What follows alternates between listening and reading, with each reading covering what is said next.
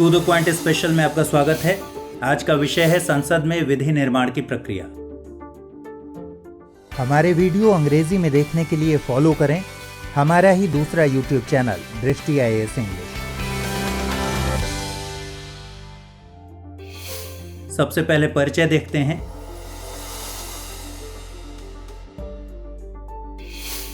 संविधान में अनुच्छेद 107 से 111 तक के समूह को विधायी प्रक्रिया कहा गया है। इन अनुच्छेदों में विधि निर्माण की प्रक्रिया का उल्लेख संक्षेप में किया गया है। संसद के दोनों सदनों के पास अधिकार है कि वे संविधान के अधीन रहते हुए अपने लिए कार्यवाही के नियम स्वयं बनाएं। संसद का सबसे प्रमुख कार्य कानून बनाना ही है। कोई भी कानून शुरुआत में विधेयक होता है। जब वह विधेयक संसद के दोनों सदनों द्वारा अपेक्षित बहुमत से पारित कर दिया जाता है और राष्ट्रपति उस पर अपनी सहमति प्रदान कर देते हैं तो वह एक्ट बन जाता है। इस अधिनियम को ही बोलचाल में कानून कहा जाता है। आइए अब विधेयकों का वर्गीकरण देखते हैं।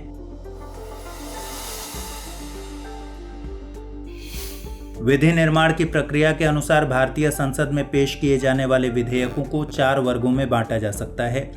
साधारण विधेयक यानी ऑर्डिनरी बिल, इसमें धन विधेयक, वित्तीय विधेयक और संविधान संशोधन विधेयकों से भिन्न विधेयक शामिल होते हैं। धन विधेयक, अनुच्छेद 110 में धन विधेयक का उल्लेख है। इसका संबंध कुछ खास वित्तीय विषयों से होता है, जैसे करारोपण, संचित निधि में धन जमा करना या निकालना, भारत सरकार द्वारा धन उधार लेना इत्यादि।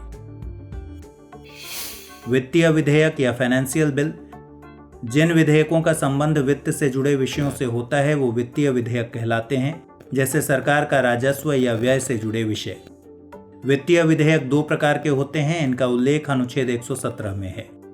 वित्तीय विधेयक प्रकार 1 में अनुच्छेद 110 से जुड़े विषय एवं उससे बाहर के विषय भी शामिल होते हैं।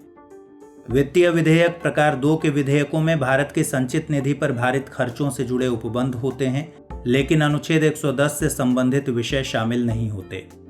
प्रत्येक धन विधेयक वित्तीय विधेयक होता है, लेकिन हर वित्तीय विधेयक धन विधेयक नहीं होता। आइए अब संविधान संशोधन विधेयक के बारे में जानते हैं। संविधान संशोधन विधेयक अनुच्छेद 368 के उपबंधों पर आधारित होते हैं। ये 2 प्रकार के होते हैं। पहला, संसद के दोनों सदनों के विशेष बहुमत के आधार पर पारित होने वाले संशोधन विधेयक। दूसरा, संसद के विशेष बहुमत के साथ साथ कम से कम आधे राज्यों के विधानमंडलों के समर्थन से पारित होने वाले विधेयक। विधि निर्माण की प्रक्रिया को देखते हैं।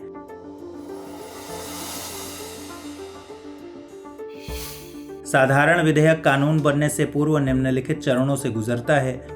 प्रथम वाचन यानी फर्स्ट रीडिंग। इस चरण में विधेयक को संसद के किसी भी सदन में प्रस्तुत किया जाता है।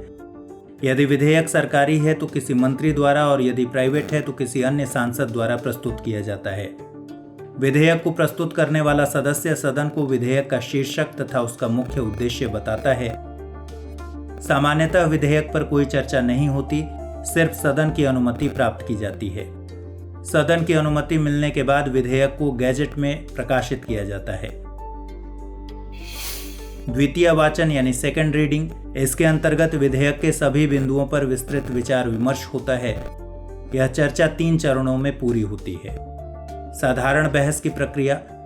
इसके अंतर्गत विधेयक पर चर्चा होती है। विधेयक के सभी उपबंधों पर विस्तृत विचार विमर्श न करके सदन निम्नलिखित में से कोई भी कदम उठा सकता है। तुरंत चर्चा शुरू की जा सकती है। चर्चा के लिए कोई तिथि निर्धारित कर सकता है। विधेयक को गहन विचार विमर्श के लिए सदन की प्रवर समिति को सौंपा जा सकता है। विधेयक को दोनों सदनों की संयुक्त समिति को सौंपा जा सकता है। विधेयक को जनता की राय जानने के लिए सार्वजनिक किया जा सकता है। समिति द्वारा विचार। यदि विधेयक प्रवर समिति या संयुक्त समिति को निर्दिष्ट किया गया है तो समिति विधेयक के प्रत्येक खंड पर विचार करती है। समिति विचार करके सुझाव देती है कि विधेयक में क्या हटाया जाना चाहिए और क्या जोड़ा जाना चाहिए। विचार की अवस्था।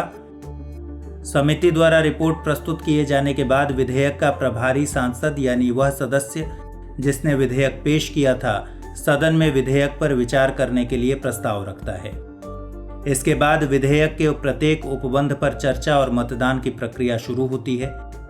इस अवस्था में सदस्यों को संशोधन प्रस्ताव पेश करने का हक होता है तथा संशोधन स्वीकृत होने पर विधेयक का हिस्सा बन जाते हैं। पीठासीन अधिकारी विधेयक के प्रत्येक खंड को सदन के सामने रखता है और प्रत्येक खंड के संबंध में प्रस्तावित संशोधन प्रस्तावों पर मतदान कराता है। तृतीय वाचन यानी थर्ड रीडिंग। इस चरण में प्रभारी सदस्य प्रस्ताव रखता है कि संशोधित विधेयक पर मतदान किया जाए तथा उसे पारित किया जाए। इस चरण में सिर्फ संपूर्ण विधेयक को स्वीकार या अस्वीकार करने के संबंध में चर्चा होती है। अब विधेयक के अंतर्गत कोई संशोधन नहीं किया जा सकता। सदन के अपेक्षित बहुमत के समर्थन मिलने पर विधेयक पारित हो जाता है। विधेयक को दूसरे सदन में भेजना। जब एक सदन विधेयक को पारित कर देता है तो पीठासीन अधिकारी उस पर सहमति प्राप्त करने के लिए उसे दूसरे सदन को भेजता है। दूसरे सदन में विधेयक को विचार विमर्श के लिए सदन के पटल पर रखा जाता है। इस सदन में भी विधेयक के प्रथम, द्वितीय और तृतीय वाचन होते हैं। अंतिम स्थिति में दूसरे सदन के पास उस विधेयक के संबंध में निम्नलिखित विकल्प होते हैं। वह विधेयक को कुछ संशोधनों सहित प्रथम सदन को वापस भेज सकता है। वह विधेयक को अस्वीकार कर सकता है। सदन ऐसा भी कर सकता है कि विधेयक को पड़ा रहने दे और कोई कार्यवाही न करे। यदि दूसरे सदन ने बिना संशोधन के विधेयक पारित कर दिया है तो विधेयक दोनों सदनों द्वारा पारित समझा जाता है। यदि दूसरे सदन में कुछ संशोधन प्रस्तावित किए गए हैं और पहला सदन उन संशोधनों को स्वीकार कर ले तो मान लिया जाता है कि दोनों सदनों में संशोधन सहित विधेयक पारित कर दिया गया है। इसके बाद विधेयक को राष्ट्रपति की अनुमति प्राप्त करने के लिए भेज दिया जाता है। इसके अतिरिक्त किसी भी स्थिति में गतिरोध यानी डेडलॉक उत्पन्न होने पर, जैसे यदि दूसरे सदन द्वारा पेश किए गए संशोधनों को पहला सदन खारिज कर दे या दूसरा सदन पहले सदन द्वारा भेजे गए विधेयक को ही खारिज कर दे, तो गतिरोध की स्थिति पैदा होती है। यदि दूसरा सदन 6 महीने तक विधेयक पर कोई कार्यवाही न करे तो भी गतिरोध की स्थिति पैदा हो जाती है। इस गतिरोध को समाप्त करने के लिए राष्ट्रपति दोनों सदनों की संयुक्त बैठक बुला सकता है। आइए अब नोट पॉइंट देखते हैं। संयुक्त बैठक धन विधेयक तथा संविधान संशोधन विधेयक के मामले में नहीं हो सकती। यह साधारण विधेयक तथा वित्तीय विधेयकों के मामले में ही बुलाई जा सकती है। यदि संयुक्त बैठक में उपस्थित और मत देने वाले सदस्यों का बहुमत विधेयक को पारित कर देता है तो विधेयक दोनों सदनों द्वारा पारित मान लिया जाता है। राष्ट्रपति की स्वीकृति। संसद के दोनों सदनों द्वारा पारित किए जाने के बाद पीठासीन अधिकारी द्वारा प्रमाणित विधेयक राष्ट्रपति के पास भेजा जाता है, क्योंकि उसकी स्वीकृति विधेयक के अधिनियम बनने के लिए अनिवार्य है।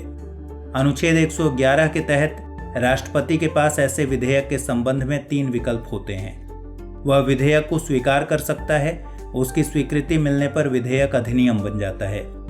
वह विधेयक को अपने पास रोक सकता है। रोकने का अर्थ पॉकेट वीटो का प्रयोग करना है।